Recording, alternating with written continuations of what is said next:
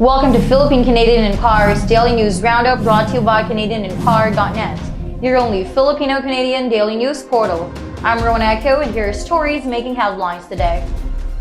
Rody plans to host summit in human rights, and faced with the criticisms he has been receiving due to his drug war, President Rody Duterte said he is ready to make Philippines the venue for a global summit in human rights. In this summit, human rights violations not only in the Philippines but from all over the world will be tackled. He said, quote, "Why should we talk about the Philippines? What makes the death of people in the Philippines more important than the rest of the children in the world that were massacred and killed, right? So we should call a summit, and I will volunteer to make the Philippines the venue," unquote. Quote, "Let's have a summit of how we can protect the human rights for all human race," unquote, he added. Duterte also called for an investigation of all violations of human rights committed by all governments, saying just because it happened 40 years ago, it happened 100 years ago. When it was wrong then, it is definitely still wrong now. When the summit will take place hasn't been announced, as the president said. He is yet to consult with the heads of states during the regional talks in Vietnam. Duterte cancels plans for a revolutionary government.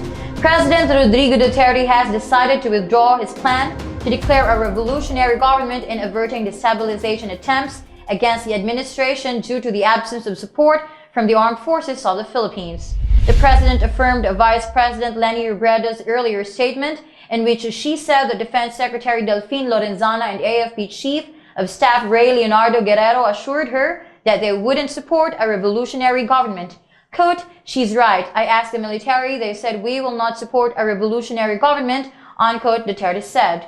On why Lorenzana and Guerrero sided with the vice president on the matter, Duterte said, quote, "Because a vice president said so. They said we like her better. She's a woman and she does not cost," unquote. Disdain and mockery, Saskatchewan Premier criticizes Governor General's speech. Saskatchewan Premier Brad Wall says Governor General Julie Payette should avoid denigrating faiths that believe in a creator.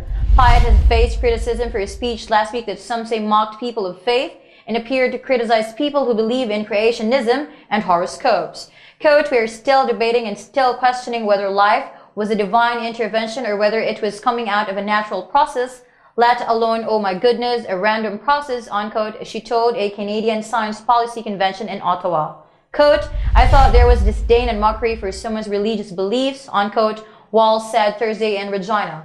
Wall said Payette is well qualified to serve as Governor General given her record of public service and professional achievements, but he said her comments did not meet the standard of conduct that comes with a position.